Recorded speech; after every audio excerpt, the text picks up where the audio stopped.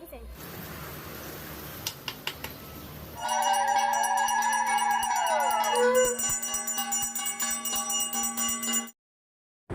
Everyone, welcome to my new blog. আপনারা সবাই কেমন আছেন? আশা করি সুস্থ আছেন আর ভালো আছেন।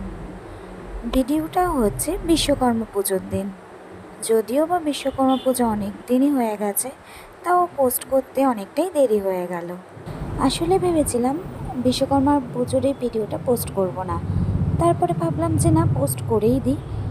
সকালবেলা আমি ঘুম থেকে উঠে বাসি সমস্ত কাজ সেরে স্নান করে নিয়েছিলাম, যেহেতু ভগবানের জন্য মানে আমার বাবানদের জন্য একটু ভোগ বানাবো দেখে।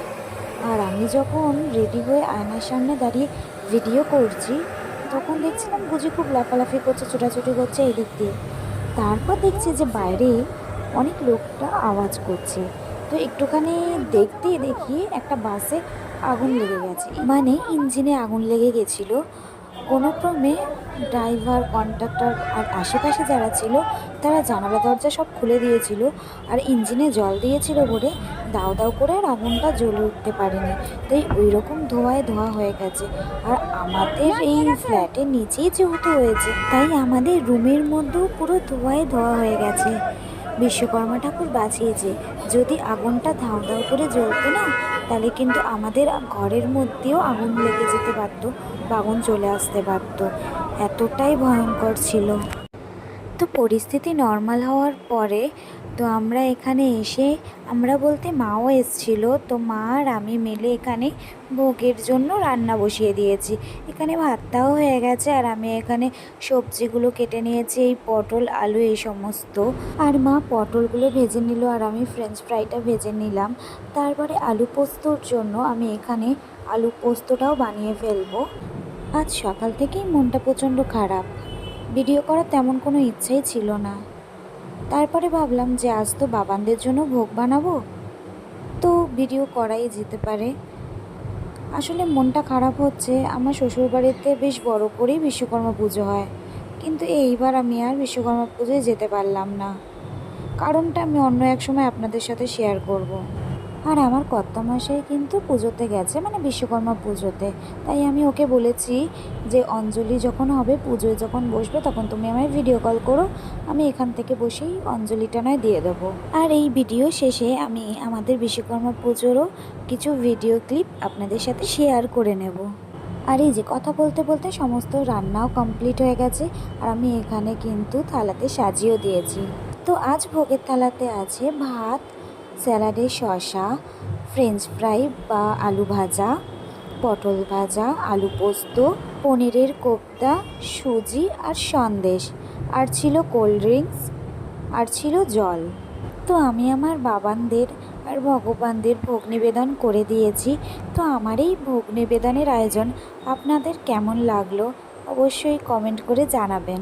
তো ভগবানদের ভোগ দিয়ে এসে আমি আর মা একটু বাইরে বসে আছি, আর আমার হাতে এই পালকটা দেখে আমার পেটু এখানে এসে পালকটা নেবে বলে আমার পেছন পেছন, মানে আমার সাথে সাথে কিরকম গোল গোল চক্কর কাটছে। তো যাই হোক, আমি আর মা এখানে ভোগের থালা নামিয়ে দুজনে মিলে ভোগ খেতে বসে পড়েছি। আর খেতে বসে মাকে সেটাই বলছিলাম যে মা দেখো, টেস্ট করে যখন রান্না করি এই রকম স্বাদ আসে না যখন আমি ভোগের জন্য রান্না করি কিছু। তো যাই হোক, খেয়ে দিয়ে একটু রেস্ট নিয়ে নিয়েছিলাম মা মেয়ে মিলে।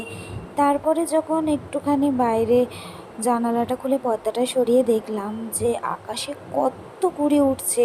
তো ক্যামেরায় কতটা বোঝা যাচ্ছে বলতে পারবো না, কিন্তু এই আকাশে ঘুড়ি ওড়া দেখে আমি আর আমার মা দারুণ মজা করছিলাম, আর বেশ ভালো লাগছিল দেখতে, তাই আপনাদের সাথে শেয়ার করলাম। আর গোপু সোনাদের সন্ধ্যার ভোগে বানিয়ে দিয়েছিলাম রুটি আর আলু পোস্ত, দুপুরেই করা ছিল, সেটা দিয়ে ভোগ দিয়ে দিলাম। আজকের ভিডিওটা এখানেই শেষ করলাম। আর ভিডিও শেষে আমার শ্বশুরবাড়ির বিশ্বকর্মা পুজোর কিছু ভিডিও ক্লিপ আপনাদের সাথে শেয়ার করলাম। আপনারা সবাই খুব ভালো থাকবেন, সুস্থ থাকবেন, সাবধানে থাকবেন। দেখা হবে আবার একটি অন্য নতুন কোনো ভিডিওতে। ততক্ষণের জন্য টাটা, বাই বাই।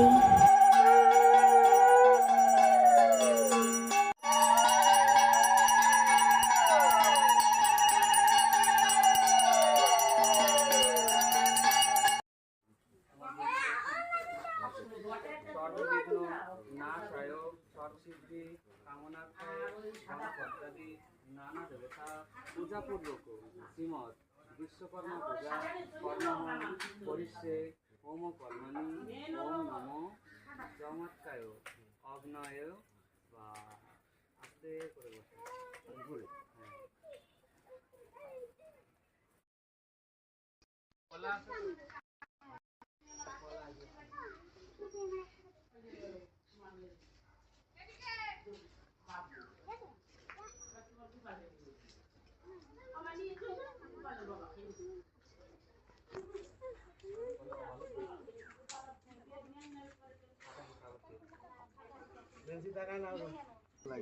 হ্যাঁ থাক চলো।